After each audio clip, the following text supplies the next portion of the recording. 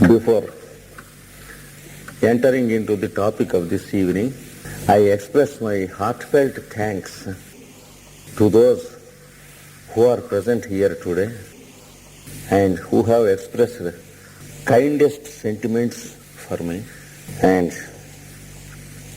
I very much felt that I am quite at home with all of you these 3 days, amidst those who are most affectionate for me. I have the privilege of spending some more time during the day than that of the conversations with many of you, and I really feel it a privilege to feel your affection. And also, as you express in your sentiments, I too feel it my filial duty to respond whenever you ask me to come and express my ideas. Beyond knowledge and beyond understanding, beyond wealth and beyond power and beyond position, there is one thing which cannot be measured, and that one thing is affection. And you have shown for me such an affection. I promise that I will be with you whenever you call me and teach something from something which I know.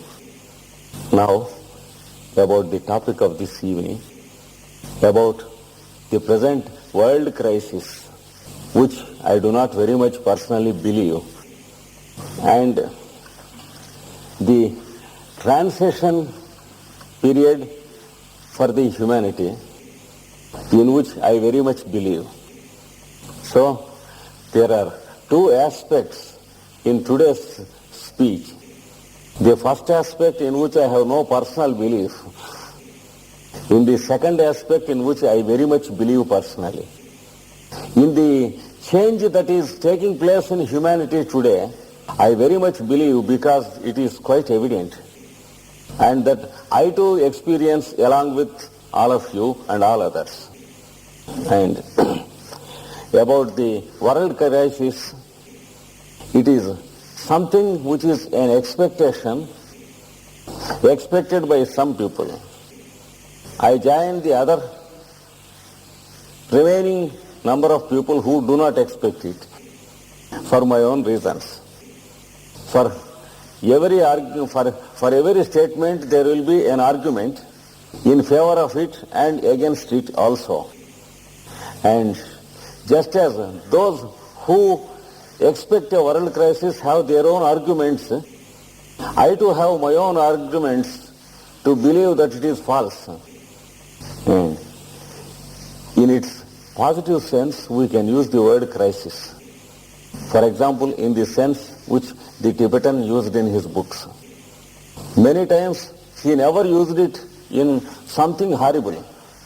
In majority of the places in the books of Alice Bailey, crisis only meant a turning point where a change to retrace something is necessary, where a forward movement is not possible in the affairs. So we can take it only as a turning point, and I think this is the positive meaning of the word crisis. Whereas according to some people the word means something horrible. There are people who believe that this world comes to an end.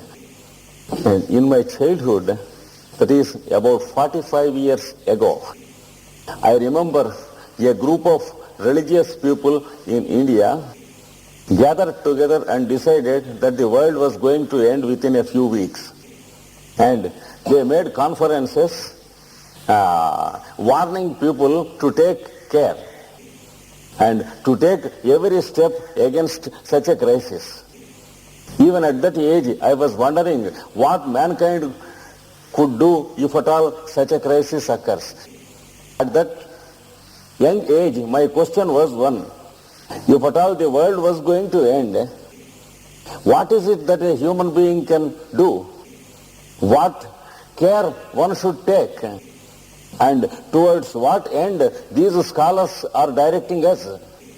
What is it they expect us to do? If at all they expect us to do something, does it avert the crisis that is going to occur? So, I was wondering at these questions, but at the same time, my age never permitted me to have self-confidence about my own questions. I suspected that the scholars who are grown up in age were more correct than myself. And I thought they were showing some path to avert the crisis, which I myself could not understand. That was what I understood at that age. Since then till today, I know groups of people who are talking about the world coming to an end. Almost every year I meet a group of people who assure us very much that the world is going to end. But luckily for us, the world is not coming to an end till today. And now, as a foolish citizen of minimum intelligence, I believe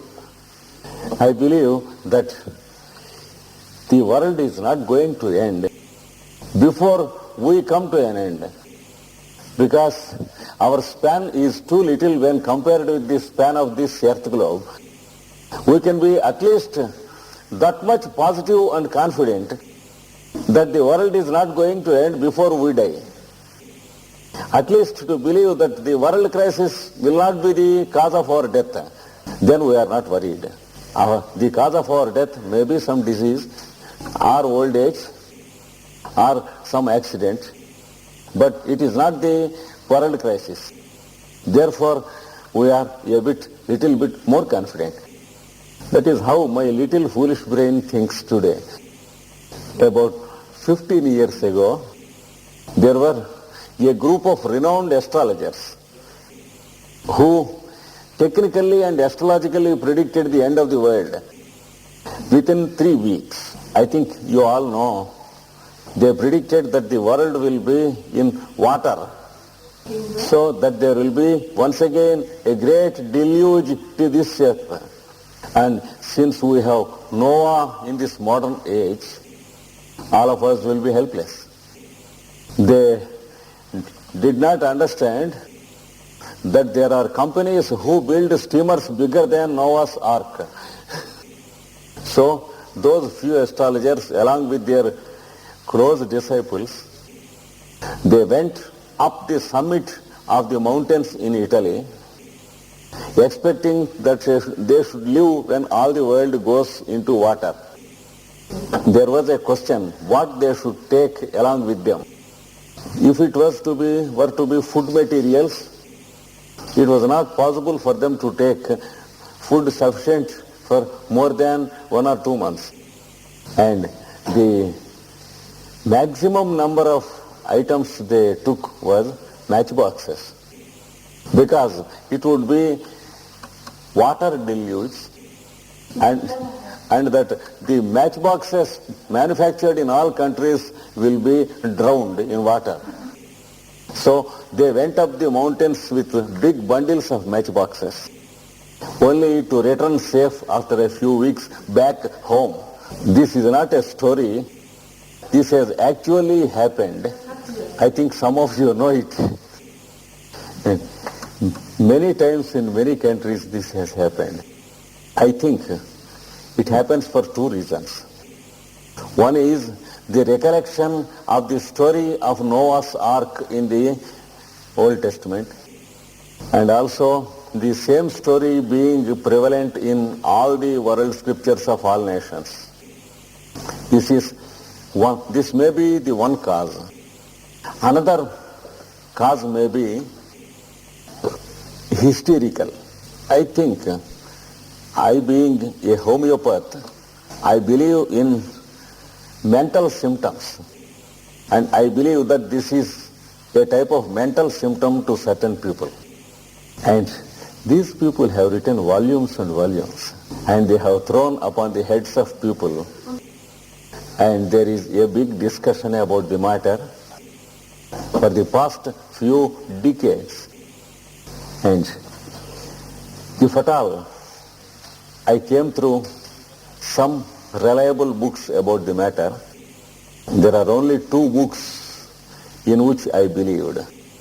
One is the book called World Predictions, written by an author called Kiro, and the other is The Destiny of Nations by Alice A. Bailey. Unfortunately, a third book could not catch my confidence at all.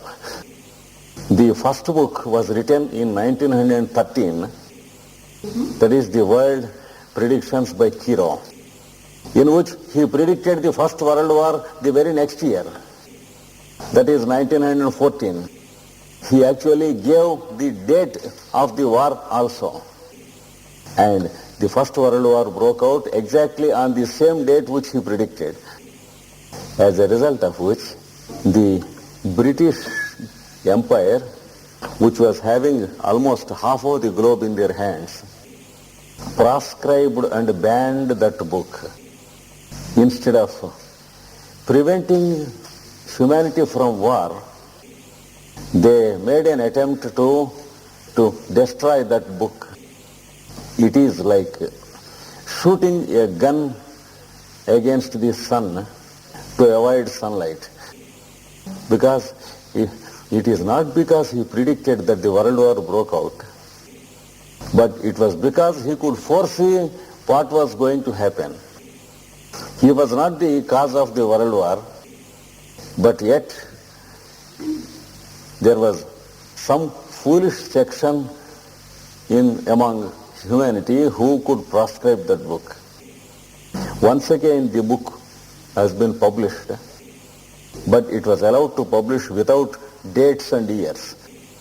Now we have that edition with many of us. In it, he has predicted 2 world wars, and the 2 have already happened according to the dates he has given. And the third, it was only a possibility he has given. He said in that book that if at all a third war were to happen, then there would be great destruction of humanity, and that the remaining humanity will grow virtuous and spiritual, because there will be a few people only on this earth, and that there will be 2 spiritual international centers to the whole world. One is Jerusalem and the other India. And there will be one major food supply center in the world, that is the present Mediterranean Sea, which will be converted into land by the advanced scientific methods and made fertile and used by humanity as an international granary of mankind, food supply. These 2 things he predicted, and if at all a third world war were to happen, he said it would happen because of the problem of inflammable oil on this earth. And also he predicted that if at all a world war were to break out, it will break out between Suez Canal and Egypt. That is what he predicted in that. And the possible year he predicted was 1986. And he said it was only a remote possibility, and that it could be averted, and that any war is not a world crisis, but it is a created artificial human crisis. Because any time war is created by the human beings, and war will be the results of the misbehavior of humanity. He also said it would be a great challenge to the behavior of humanity. And if the humanity were to understand the situation, they can change the situation for the better, when there will be no war at all. And then he gave a few words from the Old Testament to the effect that swords will be beaten into plows. It is a symbolic saying, which means that the human being converts the energies of nature against being destructive into positive and constructive channels. That is what I read in that book. And if at all humanity permits the war to take place, he said it would be a war of wars, which the Old Testament called Armageddon. That is what he has given in that book. And if we go through the destiny of nations, we find the role of various nations played upon human destiny, and we have many positive directions that are given in the book. We are expected to take the hints of the positive directions so that we may have a positive turn of events. So, the first duty of an average intelligent human being is not to propagate the idea of world crisis, because till now there are many millions of people who are not aware of any crisis at all. If we go on suggesting to all those minds an idea of crisis which is thoroughly destructive and negative, we will be the worst criminals in the sense that we are propagating the idea and multiplying in more and more minds, so that the thought form may be magnified on this earth and galvanized by more number of thinkers. I think there is no worse crime than that. If at all thought forms were to have any effect upon the future of humanity, we should use them in a constructive and positive way. As a member of the human society, we are not expected to propagate the destructive side of a thought form. So, first of all, let us decide if we believe in it or not. Most people who talk and propagate about world crisis are only partial believers and partial non-believers of the theory. Because majority of us are not definite as to whether we believe something or not. We add to make a thought float upon the heads of humanity. Sometimes we propagate thoughts which we do not believe also. And sometimes we propagate thoughts which we do not know we believe or not. If we make a self-analysis of ourselves, every one of us individually, there will be a very few people who sincerely believe in the theory of world crisis. That those few fellows speak of it, there is no much danger. But let us who do not believe of it, or half believe in it, or those who are not definite whether we believe it or not, let us not propagate about it by making conferences and speeches about it. For example, in the next season, when you invite me, my first request is not to ask me to speak on this subject. There are many healthy subjects which we can speak of. There are many positive things which we can learn from the masters and the scriptures. which are really useful for us to practice. This is my personal view about the world crisis. Also, there is another tendency in the human psychology which I want to bring to your notice. An average young man or young woman who comes to youth, young age, is inclined to believe that the previous generation was not knowing so much about sex as the present generation knows. This is a mental symptom and a disease because her very birth is a proof that the previous generation knows as much of sex as we know. But in every generation, there are people who believe like that. It is a peculiar mental symptom. And world crisis is another such mental symptom. In every generation, there are a few who believe that there would be a world crisis. When we study the trends of nature and its workings, they are always essentially positive and never negative. And always they are of a preserving nature than a destroying nature. If at all we find storms and earthquakes and volcanoes and the erosions of the sea which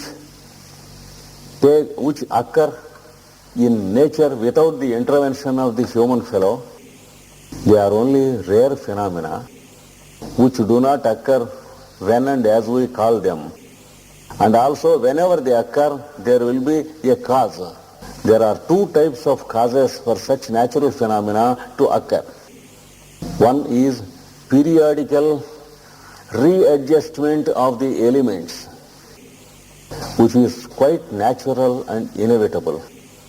For example, when I am standing like this and talking, it is natural after some time to change the posture of my hands. Same is the case with our earth and solar system also. Just as we have our own adjustments of the postures of the body, the earth also has its own adjustments, during which sometimes earthquakes occur, and sometimes storms and sometimes volcano erosions. Sometimes sea gains land, and there will be a new land coming out of sea. These are all natural phenomena that are inevitable, and the destruction caused by such phenomena is not half so dangerous or 1/10 dangerous as the danger caused by a world war. Think of the loss that would be caused if at all a world war occurs in the nuclear age. So whenever the human fellow is responsible, the destruction is maximum. And it has repeated many times in the cycles of history. But whenever natural cataclysms take place, the destruction is much less. And also there are another type of natural cataclysms that occur by the foolishness of the human fellow. For example, the present humanity is cutting off the forests, and the area of the forests in the world is minimized to a great extent, as a result of which the atmospheric pressure has great changes. The formation of the clouds undergoes great changes, and the activity that occurs near the poles and the equator undergoes great changes. Such deeds may cause artificial cataclysms. For example, great storms and earthquakes, for which nature is not responsible. Another such example is that we are covering the area of earth more and more by artificial coating of street formation and platform formation. If we observe in any city, we have houses, streets, and the prepared floor ground, and the exposed natural earth is minimum. For example, if we begin to walk the streets, we find the natural exposed area only with a few plants. The rest is covered by our own making. Then the earth has less area to conduct its respiration. For example, to emit the required gases upon this earth and to absorb dangerous gases from the humanity. So we have once again imbalance in nature. As the construction of the number of cities increases, the area of the breathing earth decreases. And there will be once again great imbalance in the earth globe, which may give rise to some type of mysterious explosion, and such things cannot be attributed to nature. And man exploring nature's wealth more than what is needed for the mere fancy of our civilized way of living. That is also causing great debility to the fertility of the soil, which may end into some compensatory explosion. So we do not know what happens when we tamper the balance of the planet. After a certain degree of disturbance we cause to this earth, there may be an action which cannot be stopped and which causes greater disturbance to humanity. These are the only possibilities for a crisis, if at all there is a crisis. And when we use our common sense and when we read the books of various centuries about world crisis, we can very easily understand that there are a section of crazy human beings in every century and every decade.